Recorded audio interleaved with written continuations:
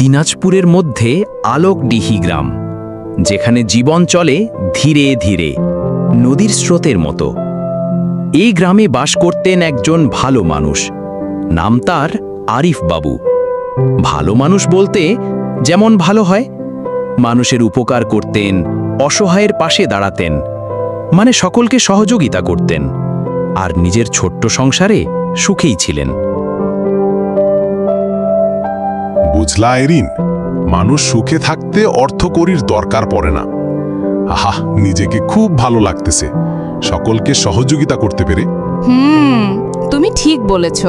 এই যে সুন্দর সকাল, আমরা বসে একসাথে কথা বলতেছি, বাচ্চাগুলো খেলাধুলা করতেছে, একসাথে নাস্তা করলাম। আল্লাহ তাআলার কাছে লাখো শুকরিয়া, আল্লাহ এই সুখ দিয়েছেন। বাবা বাবা, আজকে তো শুক্রবার, বন্ধ আছে আমার মাদ্রাসা। চলো না আমরা নানার বাসায় যাই, অনেকদিন হলো নানার বাসায় যাওয়া হয় নাই। মা, তুমি কি বলো? যাবো কিন্তু। ঠিক আছে বাবা, আজ শুক্রবার নামাজ পড়ে তোমার নানার বাসায় যাব। গ্রামের সকলেই কয় আরিফ বাবু নাকি অনেক ভালো মানুষ। তাই আমি যে মাছ মারি তার এত জলে কেন?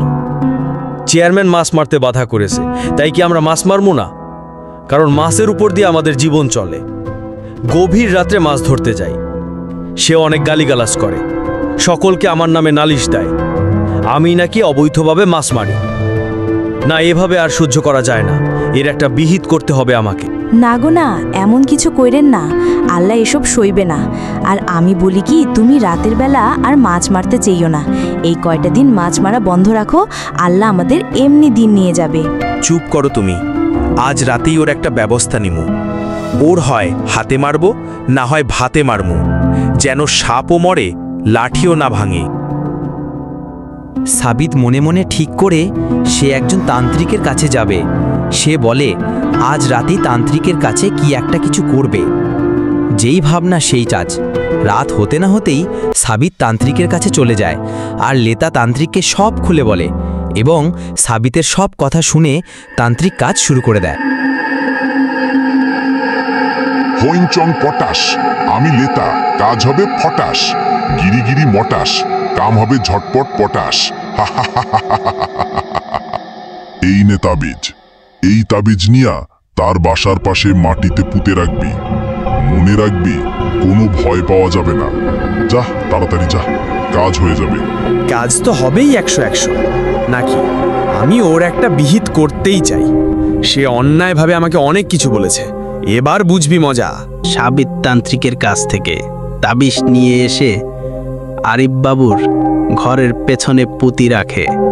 আর এইদিকে আরিফ বাবু ঘুম ঘুম ভাব নিয়ে এই সময় তিনি ঘরের মধ্যে হাঁটাহাঁটি করতেছে। যখনই তার চোখে ঘুম এসে লাগলো, তখন তিনি তার খাটের মাঝে হেলানি দিয়ে বসে পড়লেন। ঠিক ওই সময় তান্ত্রিকের কাজ হয়ে গেল।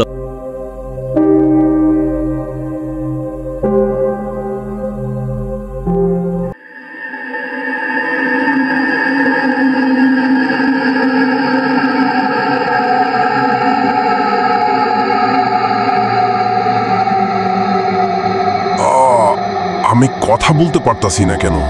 আমার শরীর এমন ভারী লাগতাছে কেন? ওহ, মনে হইতাছে কেউ আমার গলা চিপ্পা ধরছে। আল্লাহ আমাকে রক্ষা করো। কি হয়েছে?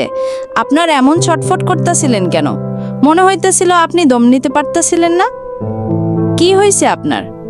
ঘুমের ঘরে মনে হইল কেউ যেন আমার বুকের উপর চাপ দিয়া বইসা আছিল।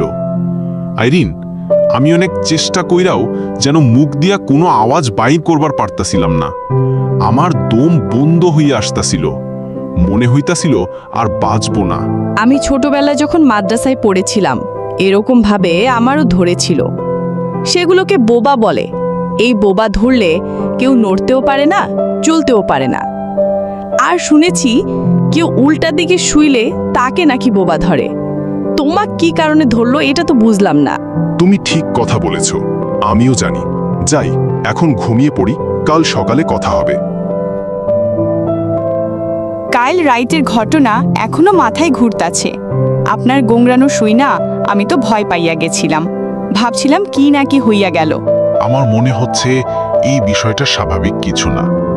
একটা কিছু আমার বুকের মধ্যে চেপে বসেছিল, আমি বুঝতে পারছিলাম না।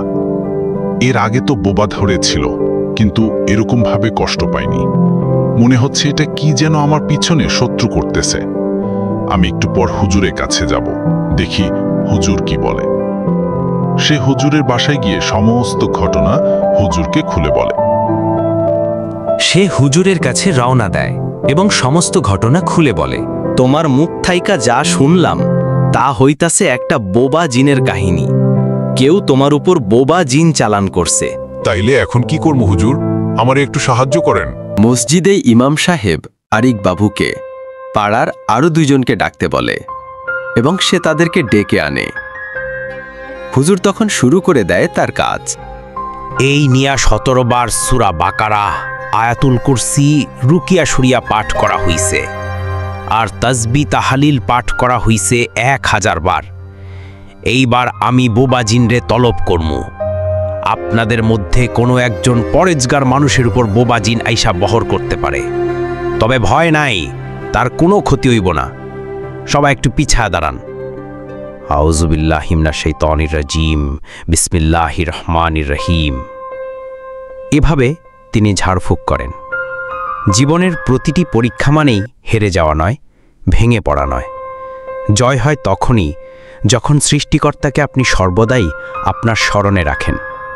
শাহাবুদ্দিন যেমন ফিরে পেয়েছিল তার শান্তি, ঠিক তেমনি আমরা প্রত্যেকেই পারি যদি আমরা সৃষ্টিকর্তাকে ভুলে না যাই।